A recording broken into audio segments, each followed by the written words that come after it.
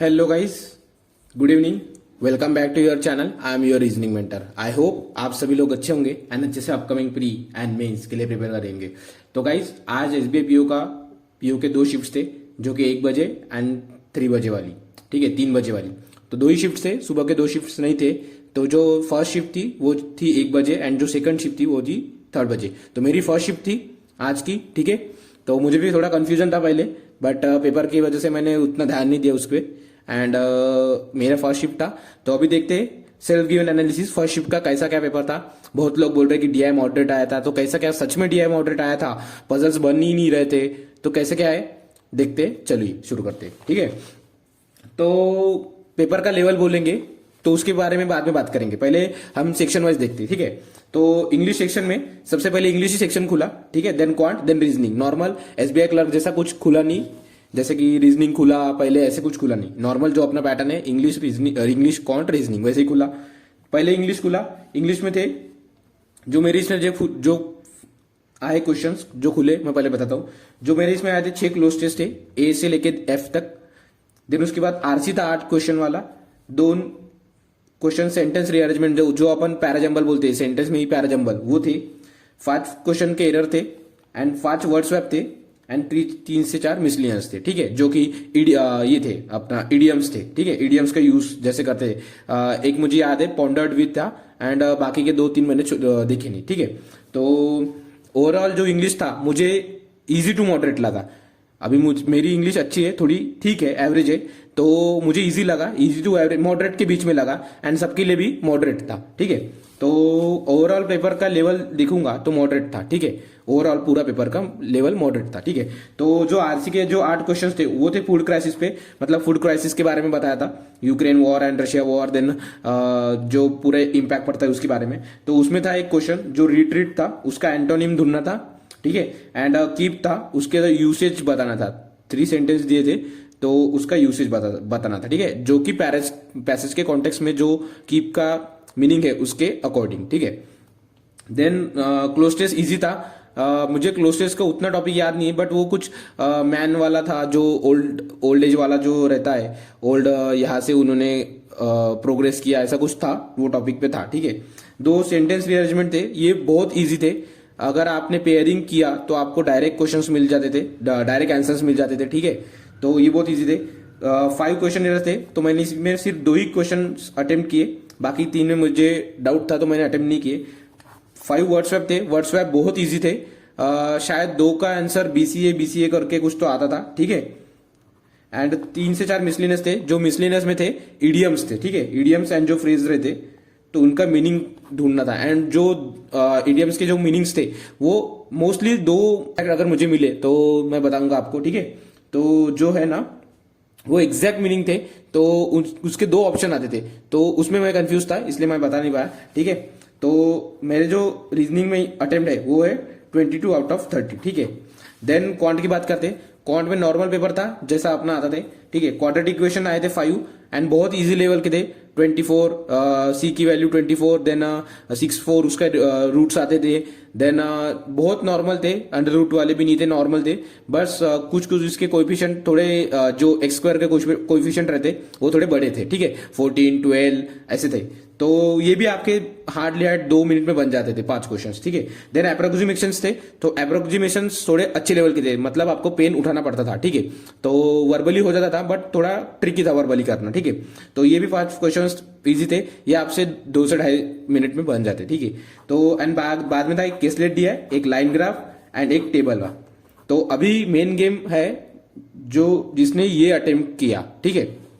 तो हुआ क्या था, मैंने ये जो टेबल वाला था, एडल्ट प्लस चिल्ड्रन, देन उसके बाद मेल, देन उसके बाद फीमेल का रेशो था, तो ये इसमें 4p वगैरह कुछ तो वेरिएबल दिया था, तो ये था ट्रिकी। आप किसी से भी पूछ लो, किसी सर से भी पूछ लो, ये जो अटेम्प्ट करने गया पेपर में उसका पेपर बिगड़ सकता था, ठीक है। क्योंकि ये बहुत हाई लेवल का था, ठीक है। मॉडरेट नहीं बोल सकते इसको, इसको हाई लेवल ही बोलते, ठीक है।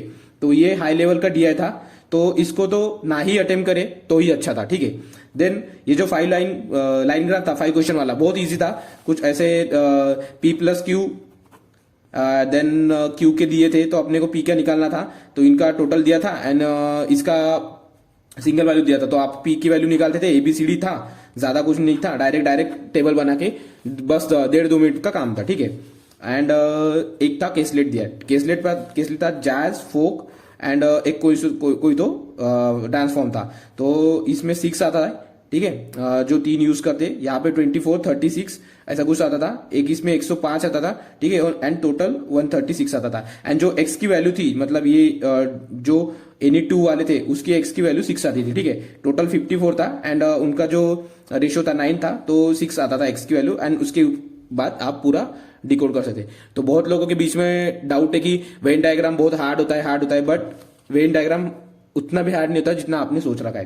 क्योंकि अगर आप आज के पेपर में देखोगे तो quadratic equation, approximation, caselet, line graph and कुछ गिने चुने अर्थमेटिक ही करने लायक थे। ये क्वेश्चन तो बिल्कुल करने लायक नहीं था, मैं अभी भी बोल दूंगा। तो ये क्वेश्चन करने लायक ही नहीं था, ठीक है। एंड लाइन ग्राफ के क्वेश्चन थोड़े मॉडरेट थे, जो दिया आपको इजी लगेगा देखने में या डिकोड करने में, तो उसके क्वेश्चन थोड़े लेंथी रहेंगे। ये आप माइंडसेट में अभी से लेके चलो, जो जिनके आने वाली शिफ्ट्स है उनको, ठीक है। तो ये जो 5, 3, 8 एंड 18 क्वेश्चन, ये नॉर्मली कोई भी बंदा बना सकता है, ठीक है। बात आती थी अर्थमेटिक पे। अर्थमेटिक लेंदी एंड कुछ इजी थे, 2 से 3 क्वेश्चन इजी थे, then 3 to 4 question moderate and 3 to 4 question lengthy थे, ठीक है। तो 2 एसआईसीआई के क्वेश्चन थे, एक ट्रेन का क्वेश्चन था, एक प्रॉफिट एंड लॉस का, एक एवरेज का। तो मैंने यहाँ पे एसआईसीआई के 2 क्वेश्चन बनाए, एवरेज का एक बनाया, प्रॉफिट एंड लॉस का एक बनाया, ठीक है। तो मेरे क्वांट में अटेम्प्ट हुए 20 समथिंग, ठीक है, 20 आउट ऑफ 30, सॉरी हाँ, मैंने एसआईसीआई से एक ही बनाया था एंड प्रॉफिट लॉस वाला बनाया था। एवरेज वाला मैंने मार्क फॉर यू किया था, बट फिर अनमार्क किया था, ठीक है। 20 आउट ऑफ 30 थे, ठीक है। मेरे हिसाब से मुझे क्वांट में मेरे अच्छे अटेम्प्ट लगे, ठीक है। अभी बात करते हैं रीजनिंग में। जो सबसे मेन ब्लंडर था आज के पेपर का, वो था रीजनिंग, ठीक है। रीजनिंग में था 3 मिसलेनियस वर्ड, मतलब जो वर्ड अरेंजमेंट 1 to 2, देन उसके एबीसीडी जितने वर्ड्स आते हैं उसमें बैकवर्ड फॉरवर्ड वो वाले थे।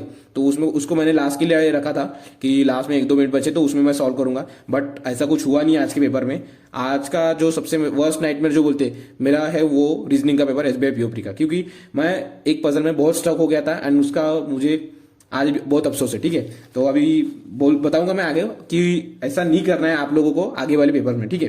तो 4 इनइक्वालिटी के क्वेश्चन आए थे, 3 ब्लड रिलेशन के क्वेश्चन आए थे, 5 कोडिंग डिकोडिंग के क्वेश्चन आए थे। ये इजीली 6 to 7 मिनट्स में हो जाते थे, ठीक है। तो ये क्वेश्चन मैंने बना लिए थे। देन मैंने ये जो स्टैक बेस्ड 9 बॉक्स वाला पजल था ये बना लिया था। देन मैंने हाथ डाला, ये जो पैरेलल विथ वेरिएबल था, पेरिस के सेकंड लेफ्ट में मैड्रिड, देन एबीसीडी बैठते थे यहाँ पे, एंड यहाँ पे कुछ JKLM ऐसे कुछ तो लोग बैठते थे। देन यहाँ पे L के जो फेस करता है उसके आसपास सिडनी बैठता है, ऐसा कुछ तो एक पजल था। तो ये पजल में मैंने 4 कंडीशंस बनाई, बट पता नहीं वो पेज पलटते हुए इसमें मेरा गलत हो गया या पढ़ते हुए गलत हो गया। इस पजल में मैंने 4 मिनट्स वेस्ट किए, ठीक है। तो इसके कारण मैं जो ये पजल तो नहीं बना पाया। देन देन मैंने एज बेस वाले पजल में किया, बट एज बेस पजल में मैंने गलत कंडीशन पढ़ ली एंड जो एक नोट डाउन करना था A+C की वैल्यू 100, तो उसमें मैंने गलत पढ़ ली, तो वो पूरा पजल बिगड़ गया था। मुझे पता था बट टाइम चला गया था। यहाँ पे भी मैंने 3 to 3:30 3.5 मिनट्स वेस्ट कर लिए थे, तो 7 मिनट यहाँ पे मेरे वेस्ट हो गए थे, ठीक है। एंड ये मेरे 6 to 7 मिनट्स में हो गए थे, तो 14 क्वेश्चन हो गए थे, 14 मिनट्स हो गए थे एंड सिर्फ मेरे ये 10-15 ही अटेम्प्ट थे, ठीक है, 10 से 12 ही अटेम्प्ट, ठीक है। एंड उसके बाद क्या हुआ, मिसलेनियस नहीं किए थे मैंने, बस ये 12 ही क्वेश्चन अटेम्प्ट थे, ठीक है। 12 मिनट में 12 ही क्वेश्चन हो गए थे 14 मिनट में। देन मैंने डेजिग्नेशन वाला पजल उठाया, CEO, GM, AGM, then PO and clerk. उनके पास पेन्स थे, ठीक है, पेन्स का नंबर दिया था, वो थे। ये इजी था, मुझे ये पहले उठाना था, देन मुझे एसबीएस पे जाना था एंड देन मुझे पैरेलल विथ वेरिएबल पे जाना था। तो ये गलती हुई मेरी आज के पेपर में, ठीक है। मैंने एक स्टैक बेस वाला बनाया एंड एक ये जो डेजिग्नेशन वाला बनाया, ये 2 puzzle, 5 coding decoding, 4 inequalities, 3 blood relation, ऐसे टोटल करके 20 बनाए, 35 आउट ऑफ। ये मेरा सबसे बेकार स्कोर है आज तक का रीजनिंग का, ठीक है।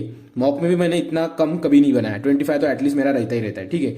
तो और आज इस साल के पेपर का सबसे कम अटेम्प्ट मेरा रीजनिंग में जो है 20 आउट ऑफ 35। तो यहाँ पे मैंने गलती की है कि जो मैंने पैरेलल विथ वेरिएबल वाला लिया, मुझे लगा इजी होगा, बट ये अच्छा ट्रिकी पजल था। 4-4.5 लाइन का पजल था नॉर्मली विदाउट डायरेक्शंस करके, ठीक है, जो नोट छोड़ के 4 से 4.5 लाइंस का पजल था, तो उसमें मैंने बहुत गलतियां की, मतलब मैंने कंडीशन पढ़ी नहीं एंड मेरे ऐसे एक पे दो कंडीशन यहाँ पे बनी, दो कंडीशन यहाँ पे बनी, तो उसकी वजह से मुझे लगता है कि उसमें मैंने पजल में गड़बड़ कर दी एंड मैं अंडर प्रेशर आके ये गलत कर बैठा, ठीक है। एंड उसके हिसाब से ये होने के बाद मैंने ये जो एज बेस वाला है उसको उठाया, तो उसमें भी मेरी गड़बड़ हो गई, तो मैंने ये दो पजल्स अटेम्प्ट नहीं किए, ठीक है। ये दो पजल्स, 3 मिसलेनियस एंड दो कुछ कोई तो क्वेश्चन छूटे थे मेरे, ठीक है, ऐसा कुछ था। तो मैंने out of 35 out of 20 attempt किए, ठीक है। तो अभी टोटल ओवरऑल बात करते, ठीक है। तो आज का पेपर था मॉडरेट, ठीक है। English easy to moderate, quant moderate to high, moderate बोल सकते हैं, and reasoning moderate to high, ठीक है। आज के रीजनिंग के सेक्शन में कोई बंदा ऐसा नहीं था या फिर कोई सर ऐसा नहीं होंगे कि जिन्होंने 35 आउट ऑफ 35 किए, ठीक है। क्योंकि ऐसा था ना कि एक पजल तो आपका क्वेश्चन छूटता ही था, एक पजल नहीं तो आपका एक जो मिसलेनियस थे वो छूटने वाले थे, क्योंकि आपको मिसलेनियस भी सॉल्व करना था, देन पजल प्लस पजल भी सॉल्व करना था, ठीक है। एंड कोडिंग डिकोडिंग जो मिसलेनियस थे वही सॉल्व करने थे। सीलॉक्स नहीं आए थे, डायरेक्शन सेंस भी नहीं आया था, ठीक है। तो ये क्वेश्चंस नहीं थे। तो आपके अगर एक आधी मिसलेनियस छूटा रहता, ब्लड रिलेशन या फिर कोडिंग डिकोडिंग या फिर इनइक्वालिटीज, या फिर आपने पूरे पजल्स बनाए होंगे, बट हार्डली मैंने कम से कम 50 से 60 बंदों से बात की मेरे शिफ्ट्स के, एंड बाकी जो जिन्होंने दिया उनके दोस्त लोगों ने, तो उन्होंने बोला कि हमारे भी 35 आउट ऑफ नहीं है। एक ही बंदा मिला मुझे जिसके 35 आउट ऑफ 26 मिले थे, ठीक है, हुए थे, बट वो भी श्योर शॉट नहीं था। तो ये था आज का जो रीजनिंग का पेपर है, बहुत मॉडरेट टू हाई था, एंड मॉडरेट बोल सकते हैं, हाई भी नहीं बोल सकते, मॉडरेट था। बट हाँ कि 35 आउट ऑफ 35 करना आज के पेपर में मुश्किल था, ठीक है। तो हाँ, अभी कोई बंदा हो भी सकता है कि बोल देगा कि मैंने 35 आउट ऑफ 35 किया, बट अभी हमें रिजल्ट नहीं पता चलता ना कि एसबीआई पीओ का प्री का रीजनिंग में आपने कितने अटेम्प्ट्स किए, तो वो वहां पे अभी किसी को नहीं बोल सकते, ठीक है। तो बट जेन्युइन बताऊंगा मैं, तो आज का पीओ प्री का रीजनिंग का सेक्शन जो था वो मॉडरेट था, क्योंकि आप उसमें से सिर्फ एक पजल तो आपका छूटता ही था, मैक्स टू मैक्स आप 30 अटेम्प्ट कर पाते, ठीक है। क्योंकि आपको मिसलेनियस भी करना था, देन पजल्स भी करना था। पजल्स में 4 पजल्स थे, जो एज बेस वाला था, एज बेस, देन स्टैक वाला, एंड देन जो पीओ डेजिग्नेशन वाला, ये आप आराम से बना लेते। वो पैरेलल वाला थोड़ा ट्रिकी था, ठीक है। ये 15 क्वेश्चंस, 5 क्वेश्चंस कोडिंग डिकोडिंग है, जो Chinese coding, 3 to 4 questions blood relation, and 4 questions जो इनइक्वालिटीज, ठीक है, ठीक है। ये 28 से 30 क्वेश्चंस आप अच्छे से बना लेते, ठीक है। एंड जो मिसलेनियस थे, तो इस जो ये पजल है पैरेलल वाली, उसमें मैं स्टक हो गया था, एंड उसका जो इफेक्ट था वो मेरे एज वाले पजल पे बना। तो ये मेरे 2 पजल्स गलत हुए, उसके कारण 10, एंड जो 3 मिसलेनियस जो वर्ड्स छोड़े थे मैंने वो भी नहीं कर पाया।